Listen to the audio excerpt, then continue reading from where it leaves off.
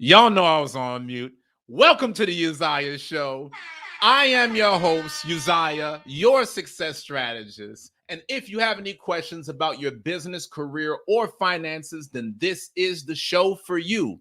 Welcome. I'm excited because today we're going to do a quick talk about Kyrie Irving and how he's coming back to the Nets. There's one critical lesson that we should all learn from this experience. And I know a lot of you guys are wondering, Uzziah, what does Kyrie Irving, a basketball player, have to do with building generational wealth? What does this talk have anything to do with me starting a business? And what am I supposed to take away from this, even if I don't watch sports? Well, I'm glad you asked. There's a lot that we need to take away from this because what Kyrie Irving did should change the outlook on how we view business in the first place. One of the biggest problems as to why we're not as successful as we want to be is because we don't go into things with the right mindset.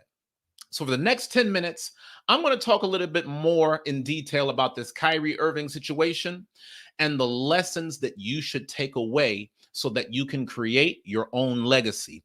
If you guys love tonight's broadcast, please do me a favor and smash that like button. It's totally free. It only takes a second, but it goes a long way towards growing this YouTube channel. Also, guys, if you love this YouTube channel and you want to see these shows continue to stay on air, then please make sure that you donate. All you need to do is tap that dollar icon directly below the live chat box, and your donations will go a very long way. I got to give a big shout out to my sister Eliana because yesterday she sent $10 through Cash App, and I didn't even know it, guys. The sister was so humble that she let Sister Pecloria get the official sponsor title publicly, but actually it was Sister Eliana that helped me out on the low. So thank you so much, sis. Haven't forgotten about you. Let's get into tonight's topic, okay? So Kyrie Irving returns to the Brooklyn Nets. I want to share with you guys this quick article. If you're on, please leave me a comment so that I know that you're here. Also, for those of you that are on, if this is your first time joining, welcome. My name is Uzziah. I'm a professional business consultant, and my job is to help you get out of debt so that way you can start your very own business. Okay, putting this information now on the screen. This is an article from ESPN that says, Brooklyn Nets to bring back Kyrie Irving for road games outside New York and Toronto. The Brooklyn Nets are bringing back all-star guard Kyrie Irving as a part-time player for games outside of New York and Toronto, the team announced Friday. Obviously, this is about basketball, hence the reason y'all see I'm repping my alma mater, Baylor University, the 2021 NCAA national champions. Shout out to UBU. All that student loan money I had to pay, y'all know I'm about to rep. Irving, who has been unwilling to satisfy New York City mandates and become vaccinated to play in home games or road games at Madison Square Garden, will be eligible to play in select road games once he is able to pass a series of 19 tests, y'all know what that is, and get back into shape.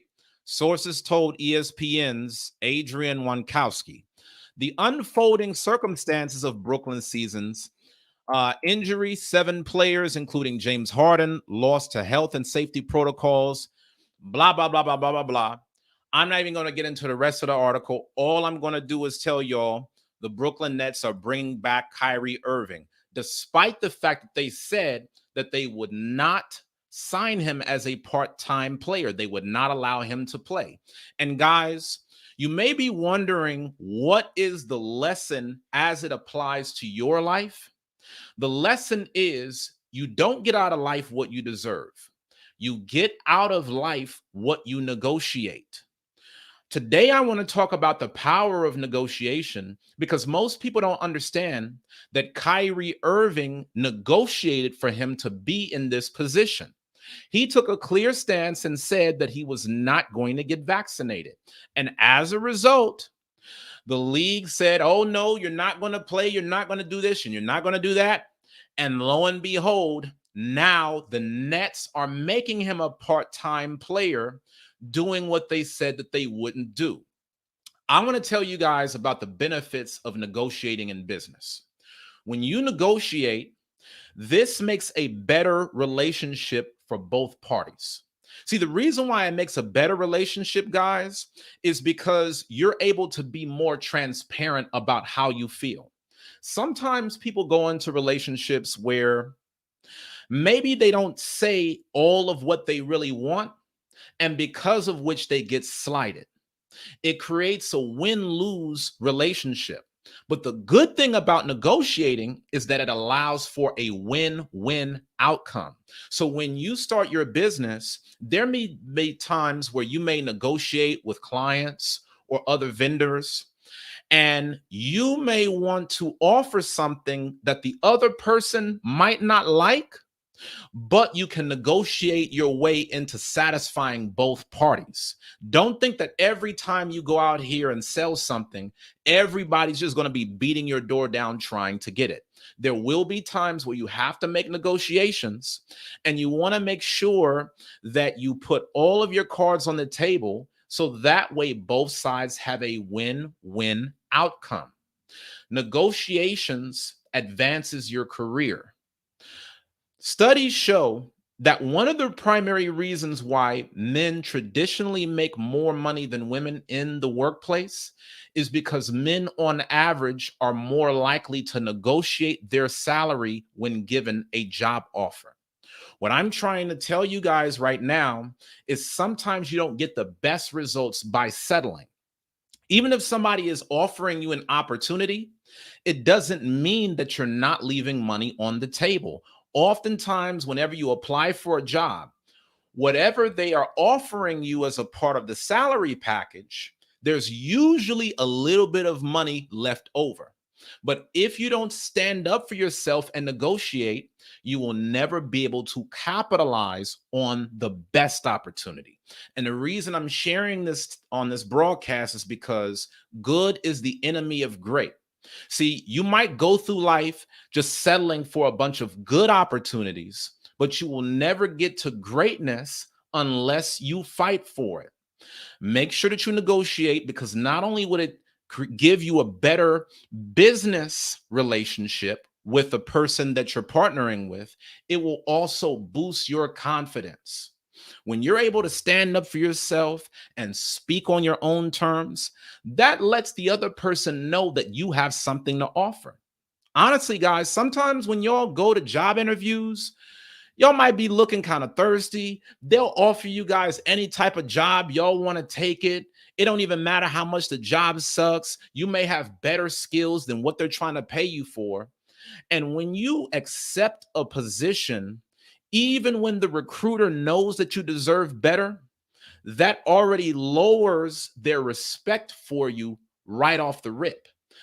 A lot of times you'll be more respected in professional environments just by you negotiating and doing what you need to do. So that way, the person on the other side knows you're somebody about business. Wow, this person is organized. They understand their value, and they're willing to get paid what they're worth. They're willing to fight for their market value rather than just taking whatever life hands to them. So I want you to think about some of the things that you should negotiate for. Negotiate for your job offer, not just for the salary, but also your benefits, your time off, the title of your position, so many things. One thing that you guys should also negotiate is your bills. One thing that I do every year is I have a dedicated day during the week where I will call all of the companies that I have bills with, and I will negotiate to lower my rate. I'll do that with my auto insurance, my internet plan, my cell phone bill, my mortgage. I'll do that across the board just so that I can save as much money as possible. And sometimes y'all would really be surprised, because when I call these companies and make these negotiations, not only am I saving money, a lot of times they'll throw in extra benefits just because I called. There's been times where I've called auto insurance companies and they've given me a better package and free gifts just because I called during a time where they were running promotions. So think about all of the benefits that can come by you negotiating your worth. At the end of the day, guys, you can negotiate a lot of things, but the one most important thing that you should negotiate is making negotiations with yourself. You can negotiate for your house.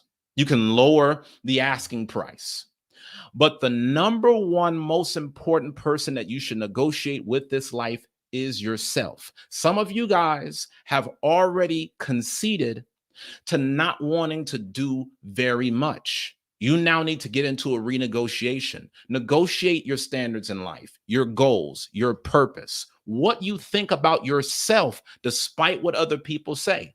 Because society wants you to sell yourself short and conform to average, but you have to be the person that decides not to be. Okay, guys, remember, you want to live life from a position of strength, not desperation, because when you're desperate, you will take the crumbs that life hands to you.